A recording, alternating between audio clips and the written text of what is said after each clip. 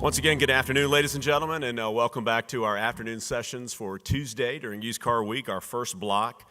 I want to once again thank Craig and John for what I thought was a great discussion earlier. If you would, a round of applause for those gentlemen. They did a great job. We want to transition from that into our good friend Court Dehart with MBSI Corp. MBSI is the lead corporate sponsor for the Repo Con as part of the first block of Used Car Week. And Court has been with us on numerous occasions over the last few years and has always done just a magnificent job. Very knowledgeable, very personable, and does a great job in presenting the data and other things that he will bring to the table this afternoon. So if you would, please welcome Court to the stage. Court. Thanks, Bill. Am I hot, I guess? All right. Can everybody hear me okay? All right. Bill, thank you. Thanks again for having us back and the opportunity to do the keynote and the whole Cherokee team. So you did cut the time down a little bit, so I'm going to go fast and make sure I get through this. I hope everybody's having a good time. This is a great spot. We're really enjoying this conference. I would vote here every year if it was me, but this is great. What we're going to do today is we're going to jump into just talking about some things that we see going out in the future, things to think about. I'm not pretending to know the answers or say that any of this stuff is gospel, but it's just the idea is to get your brain thinking a little bit and leave here with something to think about, not necessarily something to do. You'll see some common themes. It's kind of interesting as I was putting this together, I kept hearing the same themes repeated over and over in some of the other presentations. And you'll see some of this that I've drawn on from some of those presentations. So I'm going to jump right into it. I got to use two of these here. All right.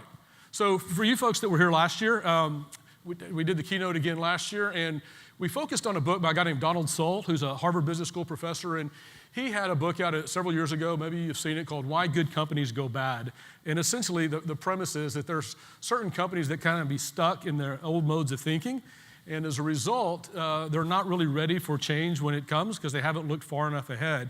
And he kind of identified kind of four horsemen of the apocalypse, so to speak, four things that really can hurt a business and can make a company or a division go bad. And so last year we talked about processes and how they can harden into routines and how those can turn into habits and ultimately dogma to where you get to a point to where the guys that are implementing those processes don't even remember why they were put in place in the first place. And so last year we focused specifically on that, and we talked about one very specific thing in our industry that's been a theme multiple times throughout the day, and that's the concept of updates in the repo industry. And through a series of slides last year and a lot of data and a lot of cooperation from people that shared data, we ended up showing that there was 152 million touches on updates last year. And that's a touch is somebody either entering an update, reading an update, forwarding an update.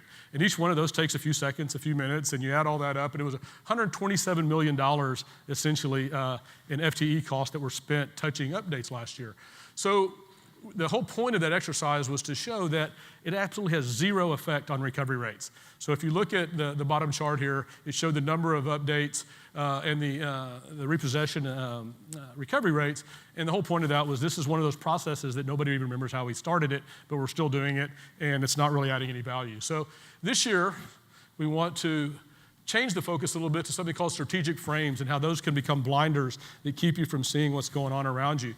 And the idea behind strategic frames are really, it's that set of assumptions that determines how managers view their business. A lot of times it's based on historical stuff or the things right around you. And while you certainly have to have that framework, the very frames can also become blinders. And they focus managers' attentions repeatedly on certain things and can kind of seduce them into believing that these are the only things that matter. In effect, frames can constrict the peripheral vision, preventing people from noticing new options and opportunities, and I would add to that dangers on the horizon. So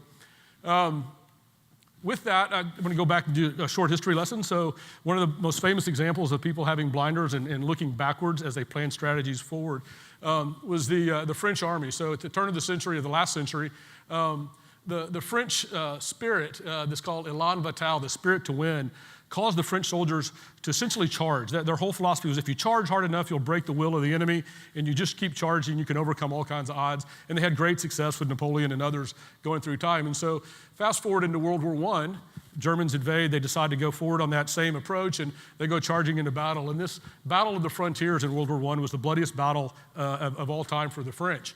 And they sent some 15 divisions through in this Elan Vital. Unfortunately, the mode of warfare had changed, and the Germans had dug into trench warfare and slaughtered these poor Frenchmen as they came through. So they were fighting last year's war. Well, after World War I, Germany was defeated, but Germany was starting to build their army back up, and the French got nervous and said, we can't let that happen again. We've got to do something different this time to keep that invasion. So they built something called the Maginot Line, and it was an elaborate underground fortification that went, essentially the entire length of the border between France and Germany.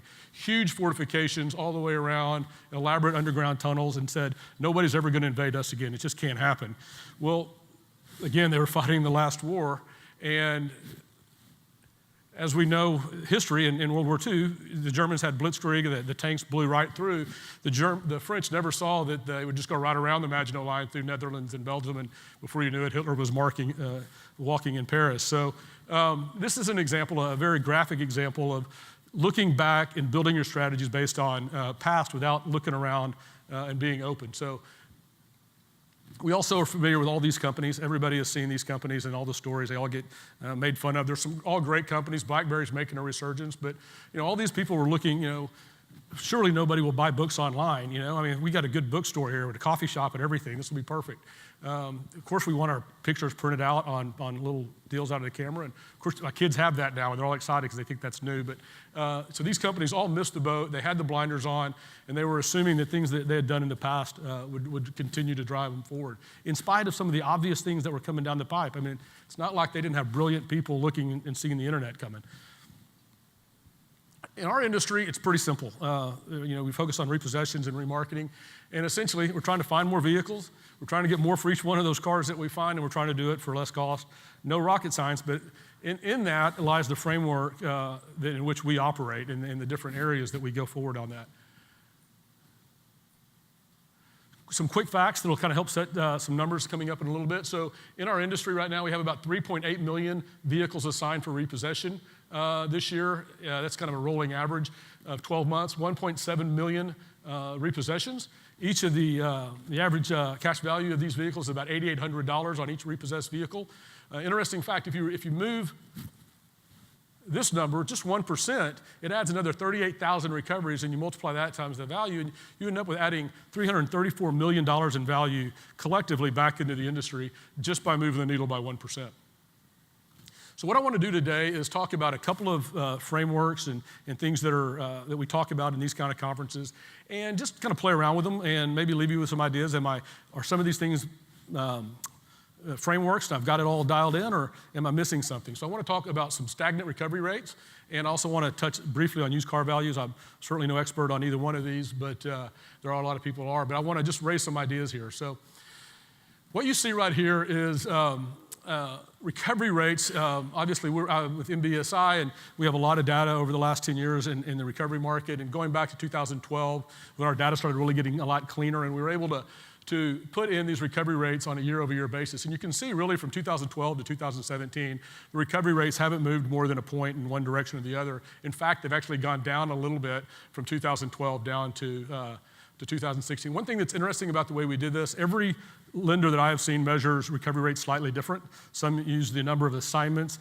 as the denominator and the recoveries as the numerator. We went on distinct VINs here. And so what this really presents is what is a car's chance? You put a car out for repossession, what's its chance of recovery on day one, day two, day three, and all that? And as most of you guys know that are in this space, most of the cars are picked up by day 11. About 80% of all the cars that are picked up in these first 11 days. And what you see in this is that, this is millions of repossessions, probably close to 4 million repossessions over a several-year period, that the rate is pretty much the same across the industry, and that's what kind of drives this deal. Well, the recovery rates just kind of are what they are, and that's what I want to challenge a little bit. So this is that same data on a per lender basis. So what you see here is these that lender that drew that great line, these are all different lenders. Of course, we got them anonymous. And every one of these lenders has different strategies. They have different types of portfolios. They have different debtors, the customers. Some use forwarding, some use direct. Some pay a lot of money, some pay a little money. But the point of this isn't so much to show what strategies work better than others. It's the wide range of ways in which you can move the needle. So when you think that you can't move the needle more than 1 or 2%, you can actually see that there's almost a 30-40% gap between the best and the worst. So there are ways to move the needle. We'll talk about some of those things in a little bit. So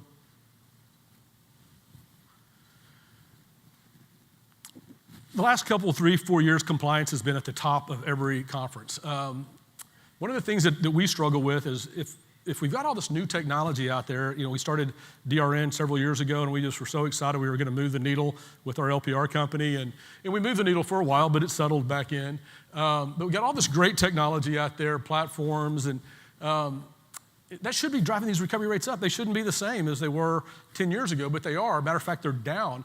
And one of the premises is, well, you know what, compliance is keeping us down on that. And so nowadays you've got no door knock policies, no contact policies. You've got more just general requirements that may change the profile of maybe the guy doing the repos. They might have been a little bit different a few years ago, maybe a little rougher, a little more aggressive in their strategies, and those guys are kind of getting weeded out. And so the theory has been, at least by some people, and there's a lot of other theories, that compliance is what's kind of working against the rise in technology to keep those recovery rates kind of stagnant. Dang it. One of these has a pointer and one doesn't. That's why I keep doing this. So we go back to 2007, and this is what we were doing in the repo industry. So we were faxing orders. There's still a couple lenders out there still faxing, believe it or not. Using Nextel two-way walkie-talkies and BlackBerries. Using phone books to find repo companies or even find debtors. Using MapsCo to locate addresses. And the trade associations were printing these hard directories and mailing them out all over the country, and every collector had one in his office, and that's how he found a repo company. Jump forward to 2017. Of course, we got companies like ClearPlan who are really changing the way which you run addresses. No MapsCo needed anymore. Google, Facebook, all the social media things that allow us to find people, get more information. The mobile apps and the mobile technology and the compliance companies and the assignment platforms are all making us more efficient, being able to get data faster, being able to find people faster. And so it makes no sense why this recovery rate hadn't moved significantly in years. But I think there might be something else at play, and a lot of people have touched on it. I know Justin Zane touched on it, and Mike UCW touched on it earlier in the presentations. But I want to show you something. So I had one of the head of one of the trade associations send me a couple of contracts. These are this is lender A over here and lender B over here. The small contract here is a 2007 agreement, and this is a 2017 agreement. And the fees up here on the closed fees and the invols, back in 2007 for lender A here were $350. And a $150 close fee. Jump forward to the 2017 contract, same lender, they're still paying $350, but they've dropped the close fee to $125. Flip over here to lender B, similar story, a $350 and $150 10 years ago.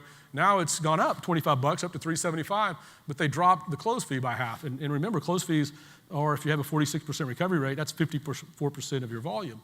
So close fees matter, and I'll tell you that these are pretty high end. I mean, these are on the high end of what lenders are paying, and you're also, not a lot of lenders are doing close fees anymore. That's something that has come out of fashion, so to speak. So while you had all those things going on, this was what's staying stagnant. So the recovery rates are staying stagnant, and rates are staying stagnant. Technology is going up, compliance is going down. So I want to play with that a little bit. Dang it.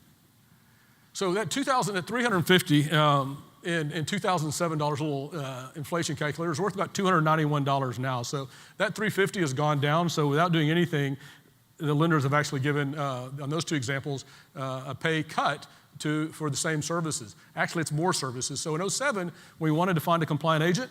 Hey, is he a member of a trade association? That's good for me. Business license? Yep. Insurance? Yeah, I think we need that. He's got a tow truck and a place to store the vehicle. Let's sign him up and get him repoing cars. Jump forward to 17 with regulatory pressure and just general business practices. All those same things, but now you've got training all your employees and your vendor management policies, compliance policies, inspections, background checks, complaint handling, security policies, lots of things of that nature. All of these things along with all of the technology that we talked about, all cost money at the same time that the fees are stagnant or even going down in terms of real dollars. So I'm going to propose something that might be a blinder. So if we look at the strategic framework of saying, hey, it's compliance that's driving down, what if it's not? What if it's profitability that's actually driving down recovery rates? Again, very simple graphic to try to put the point. So I had a recovery company share some data with me, and that's hard to get data. But what I wanted to show here is a company that back in 2014, this is a large repo company, been in business 25 plus years, operates in a lot of cities, major lenders and forwarders as clients, has all the newest technology, all of those agents are certified. And what I want to show you here is in 2014, this particular company was in trouble. They're running at a 6% profit margin, and they're really starting to trouble. And they made a very tough business decision to start focusing on account quality. Go for clients that had fewer addresses, paid close fees, maybe a slower repossession assignment rate, fewer updates, and higher fees. And they focused really hard on getting a better client mix. And it wasn't easy. They had a lot of relationships with some good friends that they had been in business with for a long time that they had to have hard conversations. Some stayed with them, some didn't. But over time, you see his profitability over the next 3-4 years, he was able to climb out of that 6% and get back up to a semi-healthy margin here.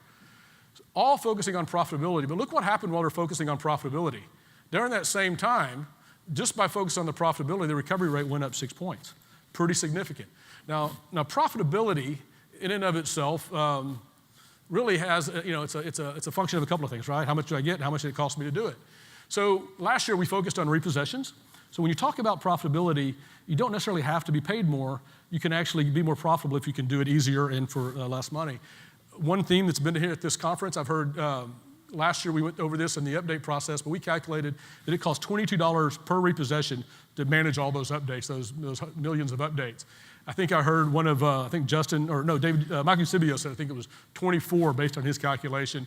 But ultimately, that's a way, if you take out updates, it's not affecting recovery rates, you can increase the profitability. Another thing that might allow you to increase profitability without really raising fees right now is assignment addresses. So there's a couple of different schools of thought. Some people think, hey, I'm going to all the addresses I have, and I have a better chance of recovery. Some people say, I'm just going to give them the very best address I have, and I'll have recovery. So different schools of thoughts, different theories, big difference in results. So if you see here in that first 10-day range, the difference between somebody just giving one good address versus throwing 4 is a big difference. The problem is when you give 4, the repo company is running these, and therefore your profitability goes down. So why is this important? Well, if you just took that other company who was able to turn the corner and make that transition to where you're more profitable and therefore getting an increase of recovery rates by up to 6%, if you put that across the industry and move from 45 to 51, you add another 228,000 repossessions, getting close to 2 million repossessions a year. At the ACV of 8,800, it's $2 billion in value that can be created and essentially throughout the industry. Just to put that in perspective, if you assigned that money and divided it up by all the people who are doing these repossessions, it's another $1,000 a repo. So if you paid everybody $1,000 more, you'd break even, theoretically, right? So that's the idea. But the idea is by moving the needle here, we can get a lot more value here, and the hypersensitivity focused on cost might be making us lose a lot of this right here. So the company I showed you earlier, they're the exception. They're one of the few companies that has made that successful transition. The norm right now is most companies are not making that transition. Justin in his presentation said that the average repo company profit right now is 7%. So if you could buy into the premise for purposes of this, that maybe it's profitability that's driving this issue, look what's coming and look what could be coming down the pipe. This could be where if you got blinders on, you could miss some things. Well, we've been in a period of time where wages have been stagnant across the country as we came out of the recession, but the economy's picking back up steam, and wages are going up, 3% expected in 2018. Several states are putting in higher minimum wages, driving up the rates there. If you start seeing these numbers go up, this margin starts getting eroded even more. At the same time, all of these margins these guys are operating in are at historic low gas prices. What if a war breaks out in the Middle East, Iran and Saudi Arabia get into an altercation? What could happen here and erode that, and you could end up in a situation where you really do have a catastrophic event in the industry in terms of profitability of agents. The other thing that's interesting about profitability is this is an aging industry. You don't see a lot of young people jumping into the repossession industry. You get a lot of people jumping in because their dad was in it, but it's not attracting a whole lot of new people into it. And part of that is it's not very profitable. And then if you break that down on the individual employee level, you've got a driver out there who can go make $15 an hour in a warehouse job where he's not getting shot at or having to get in altercations with people in the road. It becomes hard to hire people. And I know some of these other guys will tell you that that's their single biggest challenge is hiring people. And it's only going to get worse as wages go up. And which, and this is an area I don't at all profess to have any real knowledge, but in doing my research for this presentation, I was looking for these kind of scenarios. And one of them that struck me was a report by Morgan Stanley earlier in the year. And what they're talking about here is a convergence of events. This may be a once-in-a-generation type convergence. And it's what this thing quotes is you'll see this exploring the bear case, distracted driving, and ADAS equals 7 trillion of used vehicles at risk. And what they're talking about here is the deaths by distracted drivers is skyrocketed. The traffic death fatality numbers are as high as they've ever been. And the automated driver assistance systems are coming down in price and becoming standard equipment really, really fast. And what they're saying is a sharp rise in traffic deaths and a rapid growth of semi-autonomous tech as standard equipment can accelerate the obsolescence of used cars, potentially negative implications for secondhand values and auto credit. And so what's interesting about this is this isn't new. We've been here before. Airbags. There was a time when no cars had airbags, and then there was a time where every car had an airbag. In this chart, the yellow line shows the adoption of airbags in the market. And it also shows the used vehicle market. This was the Manheim Market Value Report. And you can see, all the way up 4 or 5, everything's kind of ticking along pretty good. And you're at the high rate, boy, everybody is really excited here. And you start to see a trend when the mandates come in place in 2007, and then ultimately every car by 2009. And as that happens, values fell off the cliff. So it can happen. And that's very similar. You have technology making used cars obsolete. So something, is that going to happen in our market? I think most people would say, I don't know yet. We'll wait to see. So what they will say, they go on to say in this report that a normal downturn could see a 15 to 25% difference between the peak and the trough.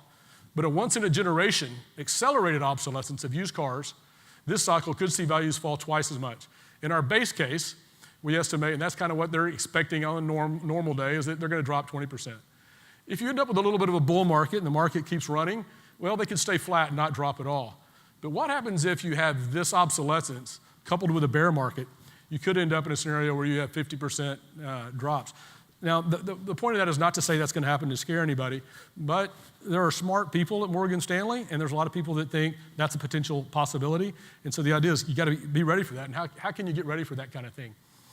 So part of this whole idea of strategic framework turning into blinders and how you get out of that trap is preparing for the environmental uncertainties. I found this as I was putting together, and it's a little bit wordy, but I thought it did a good job of summarizing. But essentially, environmental uncertainties are those key forces of change for which experts cannot adequately predict trajectory or direction. While unknown, there's an opportunity to prepare for these changes by ideating, I struggle with that every time, around the highest impact potential game changers, along with the outcomes or conditions they might create. This exercise will illuminate how major uncertainties such as resource availability, disruptive innovations, technology adoption, or regulatory pressures might radically change the landscape in which you currently operate. These things have all happened just in the last few years. The regulatory environments dramatically changed. Number one topic at all these deals. A few years ago, LPR was the number one thing that was changing things. All kinds of disruptive technologies, they happen, and they will happen in the future. To think that you're going to be in the same market here 10 years from now, I can't imagine what this side's going to look like in 227 about, whether it's we're all paying in Bitcoin or something like that. So who knows? But what you can do right now, in the meantime, to prepare for this, and at least in our opinion and the ones that we've talked with, is experiment. And what do we mean by experiment? It's using your existing tools and resources that you have to look at your model, look at your processes differently. We have tools that we didn't have just a few years ago to do this, and you can do it on a very unique basis. So what we want to talk about is, if y'all have any middle schoolers, you're probably talking about the scientific method again for you, the hypothesis test and all of that kind of stuff. And so essentially, I brought in the beaker to represent the tools, but you want to review your existing data, establish some baselines, use the tools that you have to test your hypothesis up here, use your analytics platforms to measure, and then learn and change and repeat, right? So just in our system right now, we've got a lot of data to start this process with. We got over 12.5 million assignments, almost 4 million recoveries. And this is just our systems, right? So there's other systems out there. 2,000 individual repo companies in the system, 21 forwarding companies. Assignments about half and half going to forwarders and directs, and over 4.5 million vehicles, 10 million addresses, 215 million updates in our system. A lot of information that you can pull on right now to start building your experiments. But the trick here is, how do you take this giant, and I think that somebody used the term, we've got an ocean of data, and how can we come up with a puddle of information? Or we have an ocean of data, but only a puddle of information. And that's a very real problem. And how you do that, and how you start boiling that ocean to where you can get some information out of it, is you start breaking down your data into little bitty bite chunks, and then you put it back together in a different way. And I'll show you what I'm talking about. So with each, the term we use is segmentation. So with each assignment, there's different attributes. The debtor and the asset have certain attributes, like vehicle value, what's the car worth, the type of loan, prime, subprime, non-prime, where's the debtor live. Those are all attributes of the asset and or the debtor. At the same time, the assignment also has its individual attributes that are specific to the assignment. How much am I paying on a fee? Direct versus forwarder assignment. Am I sending single or multiple addresses? Do I assign it 10 days, 5 days, 30 days? Am I using LPR vendors? Am I paying close fees? Am I requiring updates? All of these things are attributes of that assignment. So when an assignment goes out, all these things are attached to it, and they're all measurable now. Vendor attributes, now with the stuff that the compliance companies, risk is doing, we have a better understanding of these, because of compliance, who the vendors are that are out there. We got all those other bits of information. Are they big, small operators, multiple locations, how many years in business, certifications, compliance profiles, LPR platforms? All of these things are attributes of who's receiving the assignment. So each one of these things, you can add up infinite number of combinations to get information. But what's important about it is that today's repossession platforms can attach these attributes, and then using the business rules of the lender or the forwarder, assign those out based on individual attributes. And so you can set those attributes and say, I want to measure this attribute versus this attribute, run it for 30, 60, 90 days, stop, measure, maybe switch the control groups, redo the experiment, and you can get meaningful insight. But once you get all of that information, then really what do you do with it? And I'm going to give a shout out to Joe Hearn. If y'all haven't met Joe, he's with Advanced Remarketing Solutions, and they're out here. And in putting this together, I've talked with Joe about this, but he had been working on a wonderful blog series called Reconomics. And he's focused really on the remarketing side, but I thought his explanation on this was just perfect for what I was wanting to talk about. So he said it better than I could. So he said, we can't build actionable intelligence without first breaking down the whole. Looking at the whole asset pool creates a blind spot to important behaviors. Useful breakdowns allow real-time decision-making and opportunity hunting. It focuses our attention on change and creates predictive tools for maximizing returns. Now, Joe was working on this for last year and had no idea where I was going to go with this presentation, but that couldn't sum up better what Donald Soul was talking about in the very beginning. This is exactly what he's talking about. But when you break it down, you've got to put it back together. And what I like about what Joe has done on the remarketing side is this concept of what he calls tranches and what I would call buckets or bucketing. And in addition to not looking at the asset pool as a whole, you also can't get too focused on one individual recovery. Gosh, that's a certain type of car. I got to have that one. I got to call on it. You can't focus just on that individual asset. You've got to figure out a way to manage this information and take action on it. So what Joe does over in the remarketing side is he has this tranche here. And so tranche one in this particular example is a car worth 0 to 2,500. And then 25 to 300, 35. And in Joe's system, what you can do is take those values and decide what your remarketing channels are going to be based on those. And you don't have to send everything to the same channel. You can split it up, but you don't have to do every car individually. And so that same type of thing can be done. You can create tranches out of anything. It could be asset value. It could be geography. It could be directs, forwarders, all kinds of stuff that you could use. But the tranche argument allows you to take that ocean of data and turn it into oceans of information instead of puddles of information.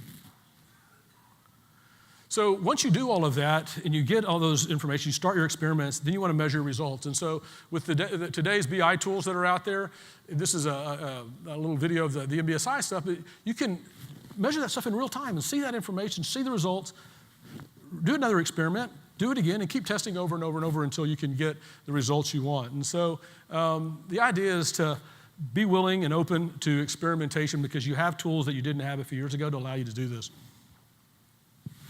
All right, so I said I didn't want you to walk away with anything. I think I lied on that. So what I really mean is walk away with something like this. So make sure that you don't have blinders on. Just double check. One great way is ask your colleagues. Get a round table together. Let everybody really ask the what if questions. Let everybody ask what's the good stuff that could happen, what's the bad stuff that could happen. Study the past. Don't study it too hard like the French. It's in the past. Anticipate the future challenges. Get out there, do some research, look around, come to these conferences, ask your friends what they're seeing, what they're hearing. Be proactive, get in front of it, figure out what I got to do now to be able to experiment later. And then start the experiments, use your tools.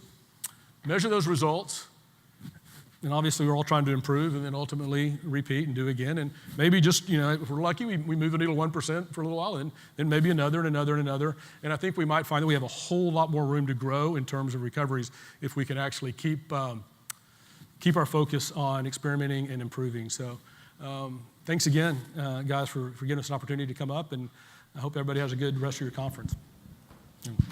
Court, thank you very much.